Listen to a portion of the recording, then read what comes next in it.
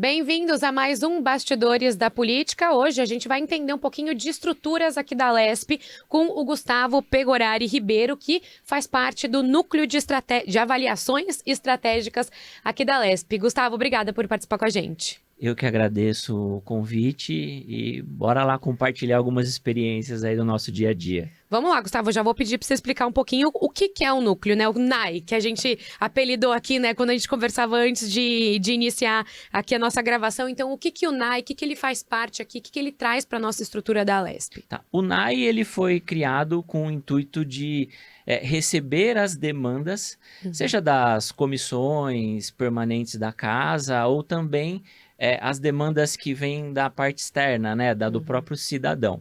Então, nós recebemos essas demandas e aí a gente começa a tratá-las internamente e, se necessário, vamos até a campo para verificar aí se realmente procede ou não. E depois nós realizamos aí alguns relatórios, e aí esses relatórios eles são encaminhados. Se a demanda vem da comissão, volta para a comissão. Se a demanda vem de fora, a gente vê qual que é o caminho natural para ela seguir, né? Seja encaminhar para o Ministério Público, ou seja passível de arquivamento mesmo aqui dentro, né? Depois de sanado o problema. Então, o NAI hoje, a estrutura dele é baseada nesse sentido, né? É composto por vários grupos de trabalho, né? Eu faço parte do grupo de segurança pública e mobilidade, né? Então, as nossas áreas estão definidas nesses eixos.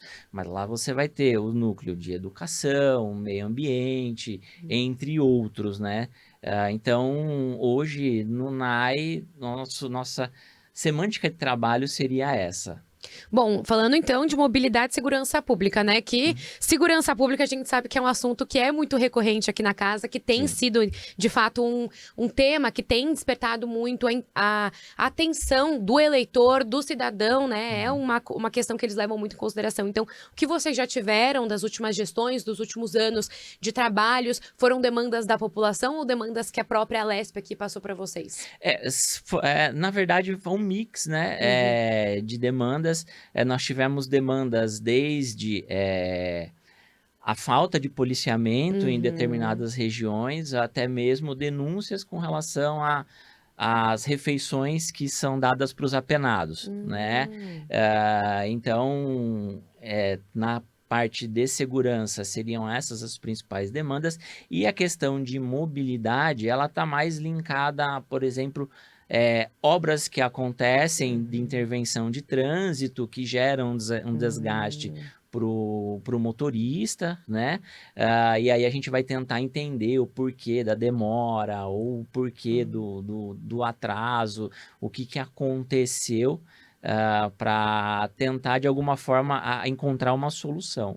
Bom, quando a gente fala, né, de falta de policiamento, se fala muito sobre a questão da Cracolândia, do centro de São Paulo. Isso foi levado para vocês também? Sim, nós recebemos demandas lá com relação à Cracolândia. A Cracolândia, infelizmente, além de ser um problema de segurança pública, é também uma questão de saúde pública, né?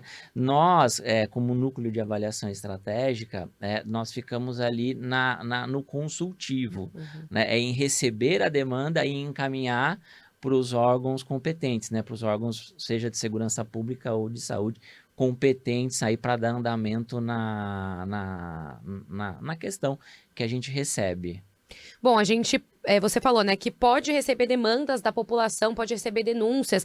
Você falou dessa questão das denúncias das refeições que são dadas para os presos, né, aqui no estado. Então, qual tipo de denúncia? Porque aí a gente fala de denúncia, as pessoas já querem ali, às vezes, reclamar de questões que podem não ter muita relação com vocês. Então, tem como qualificar e quantificar as denúncias, até para quem está ouvindo a gente, tem alguma coisa em casa, quer falar para vocês, possa procurar. Quando a denúncia chega para a gente até o NAI, ela nasce através de uma necessidade que a pessoa encontrou e está buscando nos órgãos públicos uma solução, até mesmo uma resposta, né? Não existe um padrão assim específico que a gente receba, que a gente acha que é o ideal, né? O mais importante ela precisa vir o mais detalhada possível, né, para a gente poder entender o caso e dar sequência, né?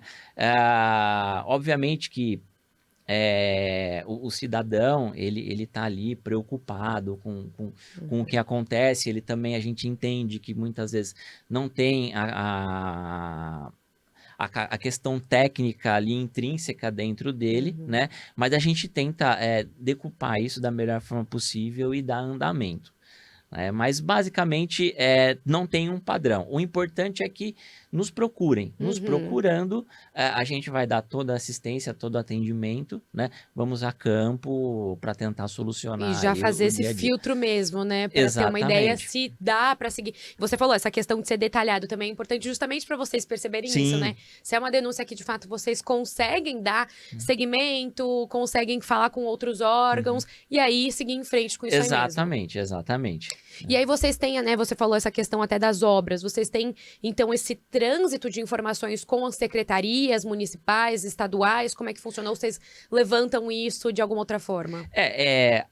Nós lá, com relação à mobilidade, os próprios assessores que estão no NAI, nós mesmos podemos ir fazer a captação, né? Tá. Então, no seu dia a dia, você está, né, o assessor está na rodovia, vê alguma questão que ali é intrínseca e precisa de tratamento, a gente também pode buscar, né? E também recebendo externamente ou até mesmo de dentro da comissão.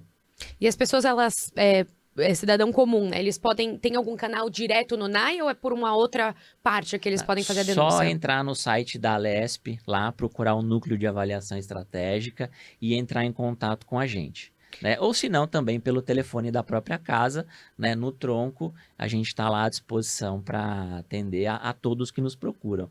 Bom, a gente está conversando aqui num começo de ano, né? Esse período aí pós-carnaval. Sim. Então, eu queria saber, né? É um pouco difícil da gente falar, já saber expectativa, se já tem algum estudo em andamento pro ano. Mas tem alguma expectativa aí para 2024? Já foram procurados por alguém? Não, a expectativa é de muito trabalho, né? Na verdade, nós já temos algumas demandas, né? Em andamento, em processamento. Mas a tendência é que a gente tenha aí uma grande demanda, assim como é recorrente nos anos anteriores, né? Então, a expectativa é de muito trabalho aí para esse 2024. Bom, agora já entendemos um pouco como é que é o NAI. Eu queria falar um pouquinho das partes antes do NAI, né? Da sua carreira antes do NAI. Então, me conta um pouquinho como é que foi esse início, né? Antes de você passar aqui para o núcleo, você fazia parte de gabinetes, mas já teve atuação na Câmara também. Então, vamos lá. Qual que é a sua formação? Como é que foi esse início de carreira? Vamos lá. Eu sou bacharel em Direito, né? E também graduado em Comunicação e Marketing. Tenho pós-graduação em Mercado de Capitais e também pós-graduação em Gestão Pública e Políticas Governamentais. Né? Eu comecei no serviço público, né? Especificamente no Legislativo, na Câmara Municipal de São Paulo. Né? Lá eu fiquei um período de aproximadamente um ano, pegamos algumas pautas importantes na época, né? Como a reforma da Previdência dos servidores municipais. O prefeito na época era o ex-governador João Dória, né?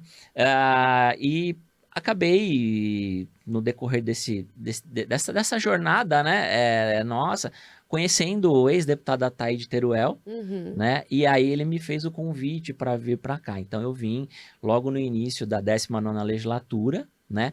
Vim responsável por cuidar do processo legislativo, né, do deputado. E o processo legislativo, ele basicamente consiste desde a formatação de projetos de lei, as relatorias das comissões que muitas vezes o parlamentar faz parte, né? Além disso, também as análises com relação aos projetos que o executivo envia para casa, né? Então ali a gente faz as análises tanto econômica quanto as análises formais da letra da norma, né? Que se deseja ser implantada ou alterada e pautar o parlamentar, né? O objetivo é sempre pautá-lo com as informações inerentes àquelas questões, né? E aí, a decisão de voto é sempre do parlamentar, né? Com o deputado Gerson Pessoa, a gente tem aí uma experiência muito bacana, né, nesse período que eu passei com eles. Nós tivemos aí a PEC da inclusão digital, né? Logo nos primeiros dias da 20ª legislatura, nós encampamos aí a PEC 123, né? Que é da inclusão digital, ou seja, nós queremos trazer para a Constituição Estadual, para a norma estadual, que a inclusão digital chegue a todos os 645 municípios do estado. Né? Nós tivemos aí uma adesão bem importante, né, de deputados que apoiam a iniciativa, e a proposta segue em tramitação na casa. Né? Além disso, nós tivemos ali, num período um pouco conturbado, no início da legislatura, que foram aqueles eventos nas escolas, né? Aqueles ataques que aconteceram nas escolas. O deputado Gerson, preocupado com essa situação, pediu para que a gente começasse a formatar uma política pública, né? De médio a longo prazo, para tentar conter, fazer esse enfrentamento à violência nas escolas. Né? Aí, depois de muita conversa com setores da área de educação, a gente elaborou esse projeto de enfrentamento de violência nas escolas, que consiste em trazer questões relacionadas ao bullying, ao cyberbullying, à intolerância religiosa, à violência de gênero, né? Todas essas questões para o currículo escolar dessa meninada aí de hoje. Né? A gente entende que não é uma questão que a curto prazo a gente consiga uma solução, né, de imediato, mas de médio a longo prazo a gente acredita que seja aí uma proposta interessante. E também a Semana das Cidades Inteligentes. O deputado Gerson é um parlamentar da área de tecnologia, né? Também muito ligado ao tema de cidades inteligentes, e aí a gente também elaborou aí a proposta que está em tramitação na casa, que é criar a Semana das Cidades Inteligentes Paulistas, né? Baseada sempre naqueles eixos da Organização das Nações Unidas, né? Para a gente criar aí políticas públicas para que possa melhorar um pouco a qualidade dos serviços públicos e também automaticamente melhorar a vida do cidadão. Né? Então o projeto está em tramitação, a gente acredita aí que muito em breve ele seja aprovado e por si só sancionado pelo governador, né? E trazer mais uma política importante para o estado. Poxa, então quando você fala processo legislativo, eu comecei a imaginar aqui, né, quando eu estava já preparando aqui nossa pauta, eu falei, então, será que é aquela coisa de, então a gente tem que escrever aquela parte burocrática? Não, vocês conversam com as pessoas. Sim. Também faz parte do trabalho, desse trabalho que você fez com os dois parlamentares, na verdade, ouvir todo mundo, ouvir especialistas e, de fato, elaborar o texto, né, elaborar a política, já pensando até aí também na parte jurídica, né, da proposta. Exatamente, porque assim, o processo legislativo, ele nasce da vontade de normatizar alguma conduta ou regulamentar algum processo formal dentro da administração pública, ou enfim, seja onde for. Então, toda proposta legislativa, ela precisa nascer do diálogo com a sociedade, né? Com aqueles que serão afetados diretamente com a proposta. Né? Então, quando a gente fala em criar uma política de enfrentamento à violência nas escolas, eu vou conversar com os profissionais ligados à educação, né? Além de professores, pais, né? E os próprios alunos. Então, toda a política pública que gera eficácia, ela nasce da base. E aí ela segue o seu curso natural, o seu trâmite natural. Depois de formatada, depois de protocolada e ser dada a publicidade da proposta, ela ainda tem algumas etapas até ela virar lei, né? Então, você primeiro precisa passar pela Comissão de Constituição e Justiça, que analisa a constitucionalidade ou a inconstitucionalidade do projeto, né? E depois você tem as discussões nas comissões temáticas, né? Que são as comissões permanentes da casa, sejam elas ligadas à saúde, à educação, a transporte, né? E depois, discussão em plenário. né? Aí a gente vai para discussão em plenário. Aí que o bicho pega às vezes. Ali você tem ali algumas discussões acaloradas, mas que faz parte do processo, Sim, né? exato. Então, e se aprovado, né? Sanção ou veto do governo do estado, por parte do governo do estado, né? Então, toda política pública, toda norma jurídica que se deseja ter eficácia, o ideal é que sempre se converse com as pessoas que vão ser afetadas diretamente nisso aí, né? Já há algumas outras questões formais, que aí você vai mexer no normativo tributário, algumas outras coisas nesse sentido, que não tem essa necessidade da discussão, porque diz respeito aos processos internos do poder público, né? Aí segue-se também um rito e, lógico, é sempre importante, a gente sempre digo isso, né?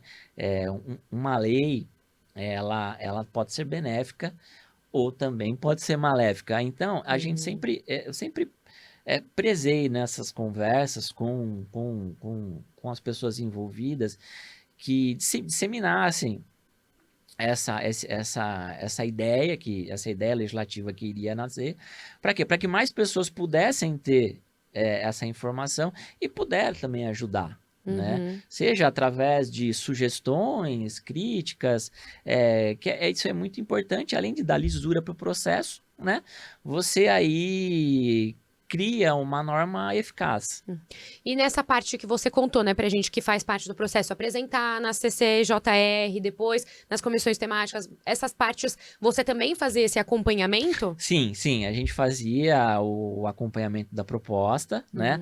Até mesmo para sanar alguma dúvida do parlamentar ali na hora, os colegas assessores também que acompanham seus parlamentares em plenário. Então, muitas vezes você tinha caso, o deputado X vai pedir vista, né, do projeto. Mas por que da vista, né? A gente não consegue esclarecer a dúvida aqui agora.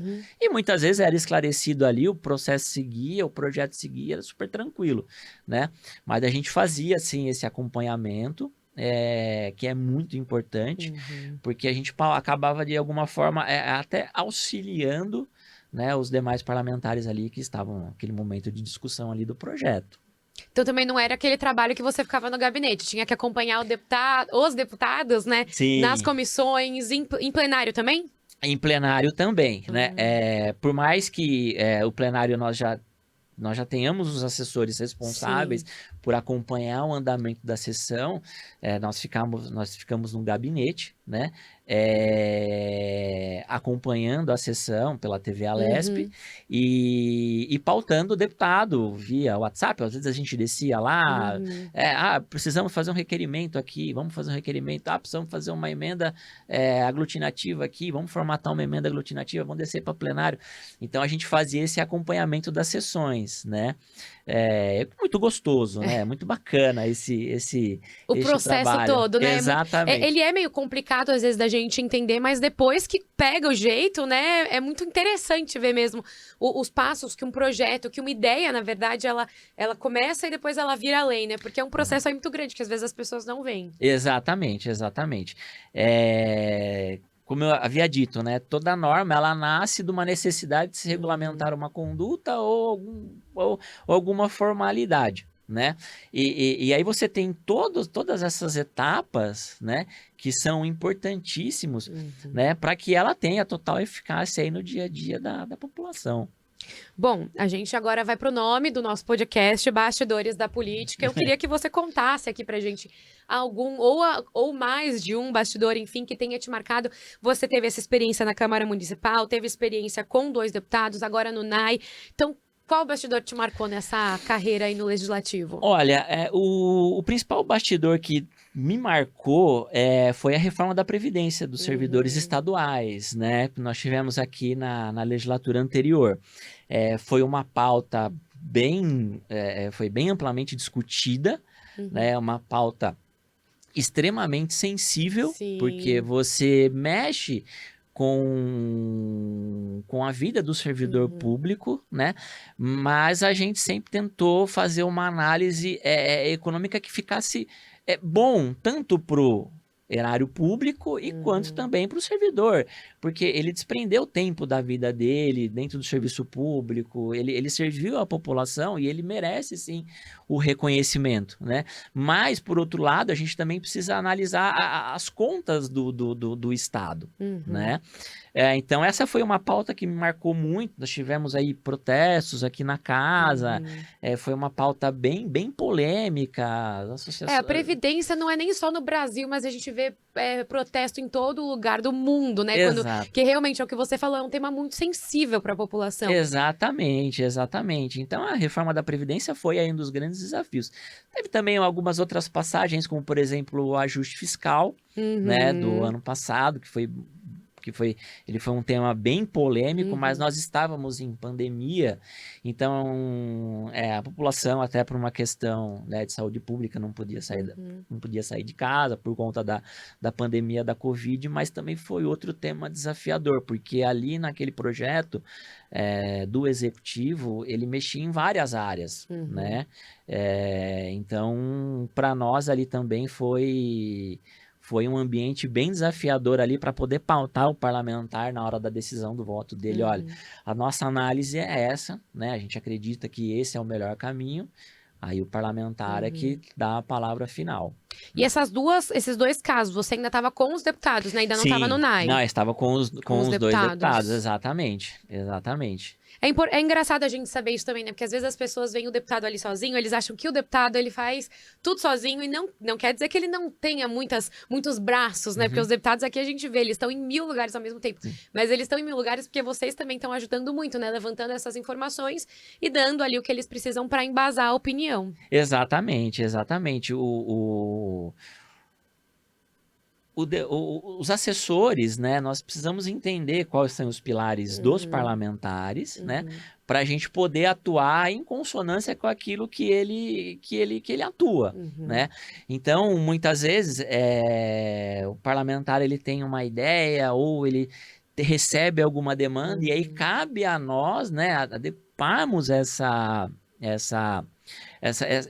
ideia, formatando ela, seja em projetos de lei ou até mesmo, enfim, alguma audiência se tornar fazer alguma audiência pública. Enfim, nós temos N mecanismos onde o deputado nos pauta e a gente desenvolve o processo como um todo, né?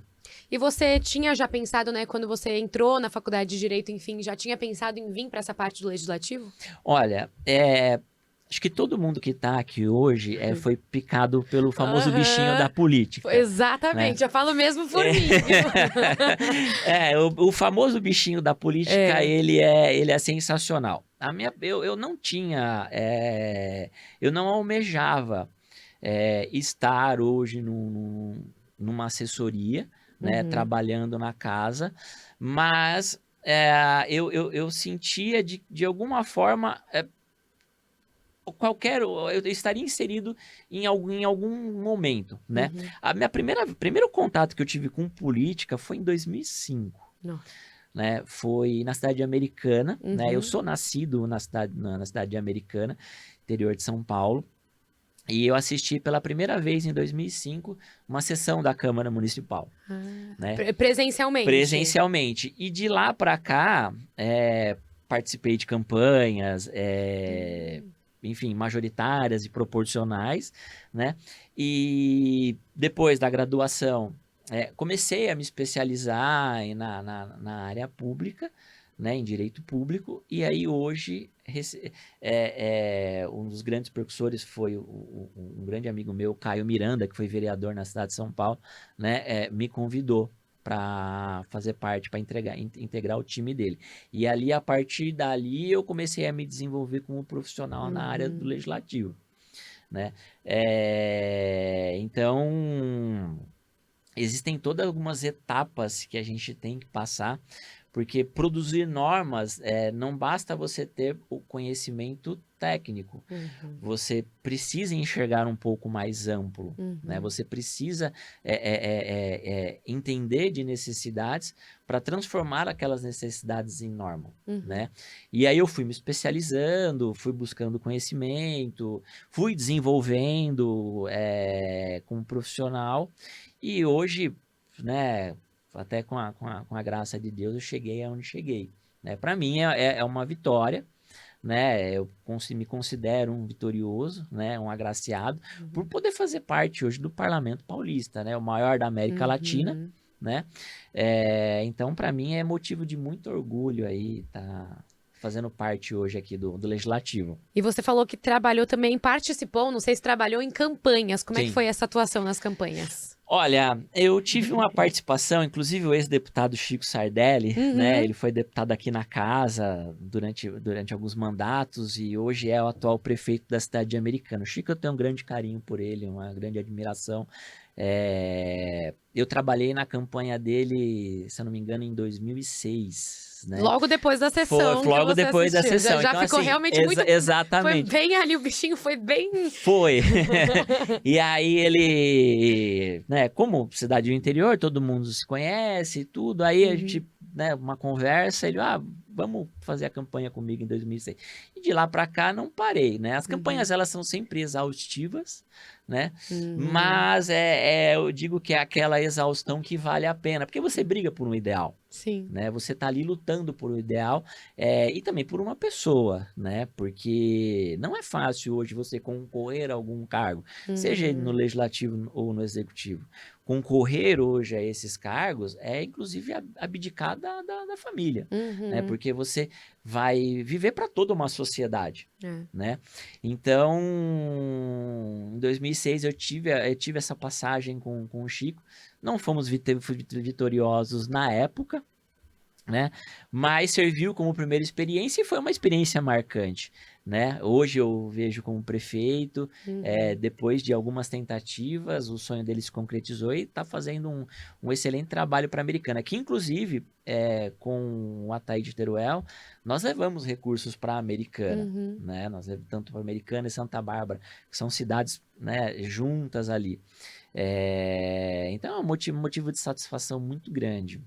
E você tem pretensão, assim, mais no futuro, de talvez também ser o candidato a concorrer a uma eleição? Não é o que você falou, essa parte de abdicar tanto, né? Eu não tenho essa aspiração política, né? Em participar, colocar meu rosto nas urnas ali, né? Apesar de estar numa família de políticos, né? A minha esposa, Débora Lapas, é secretária da Mulher e da Diversidade do município de Osasco. Que legal. Né? Então a gente sabe bem como é concorrer uma eleição, né? Então a gente prefere ficar ajudando, auxiliando, né? Alguém do que nós mesmos concorrer, mas ainda está envolvido e está fazendo essa mudança, né, de sociedade que você mencionou aqui na nossa conversa. Exatamente. Bom, Gustavo, era isso que eu tinha para abordar com você. Agradeço muito a atenção aqui com o nosso podcast. Eu que agradeço, obrigado aí pela oportunidade e espero ter podido contribuir um pouquinho aí, compartilhando algumas experiências aí da área. Eu agradeço e muito obrigado.